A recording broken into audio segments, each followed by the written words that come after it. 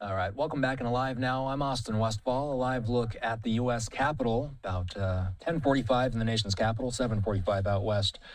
Let's cover an interesting story that we heard about today. But over the weekend, ICE agents saying they arrested 11 Iranian foreign nationals in 48 hours. That's according to the Department of Homeland Security.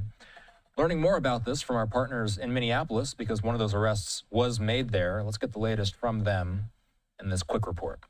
The Department of Homeland Security says U.S. Immigration and Customs Enforcement arrested 11 Iranian nationals in a 48-hour targeted operation. The arrests spanned multiple states. Here's what we know about the man who was taken into custody in Minnesota. DHS officials say ICE arrested 56-year-old Iranian national Mehran Makari Saheli on Sunday in St. Paul.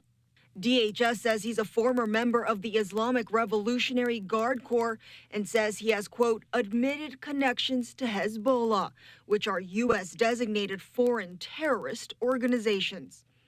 According to court documents, Saheli was convicted of possessing a fraudulent immigration document in 2009. Then, stemming from that in 2020, court filings show he faced a federal charge for being a felon in possession of a firearm.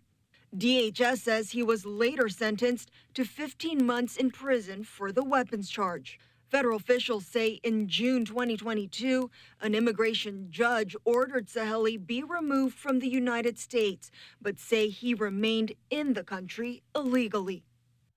Okay, so as they mentioned, 11 total arrested. We've got pictures of 10 of them here via the New York Post. Standing by, we want to welcome in Michael Balboni. He's a former New York Homeland Security Advisor. I got to ask you, when we look at pictures of these 10 people, Michael, are these people affiliated with those so-called sleeper cells that we've been hearing so much about? Is this sleeper cell activity or not? What do we know?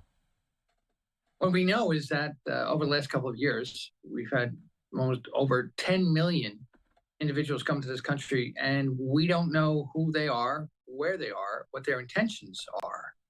That's really what has changed the landscape of this nation's security, and we see it right now.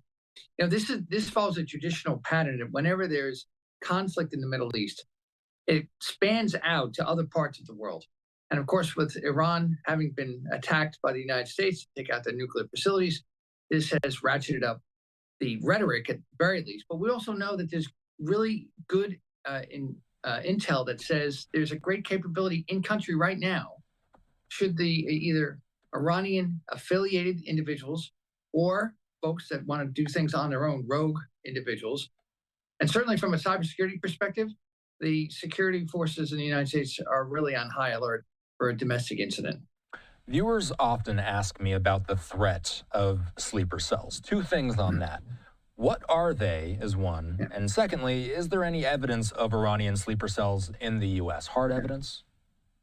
So typically, if you take a look at throughout the years from an intelligence perspective, during the Cold War, was when the country was first introduced to the concept of a sleeper cell. That was people who were trained in the ways and customs of the United States. They were sent in to create false identities and families, and then hide amongst us, and then get a note that says, okay, time to go. And then they would either create havoc or they would try to get documents, secrets. That has now changed in the sense that there's an affiliation with the sponsoring agency, or in this case, Iran, where people come into the country. They go to areas where there's a lot of other Arab in an Arab community where they kind of go to ground and mix in. And this is, when you listen to what President Trump has been talking about, he's been using ICE to target not just folks that were here illegally, but folks that are members of gangs, have committed crimes, and pose a security risk. And so this is something that the White House has been very focused on, though a lot of people are not saying that he should get credit for doing this. But again, think of 10 million people coming to this country. It's a huge security risk. You've already touched on this, but I'm hoping you can expand. What are the challenges associated with tracking down, finding even sleeper cells? How do you A, find it, B, how do you track the activity? Typically, what happens is that there's surveillance on individuals, that there are folks within a group that, the undercover agents, you turn somebody in a group, you get intelligence from them. These are the typical police and security operations that are done to try to infiltrate, find out what's going on in a group. Obviously, surveillance, wiretaps, the again, traditional ways of law enforcement to try to find out whether or not people are committing or planning to commit some kind of crime. Those are the same techniques that are used when you are trying to identify folks who might be a part of an agent or agency that's trying to do something in country. It's always very difficult, again, because we don't know how people came in. It's not like there's a date that you know that they were in this port of call for the United States, port of entry, and that you can track them from where they went. And if they go to a place like Minnesota, where there's a very large Arab population, well, there might be an opportunity for them to really go to ground and not be discovered. And so it makes it very, very difficult for not only ICE, but for the FBI.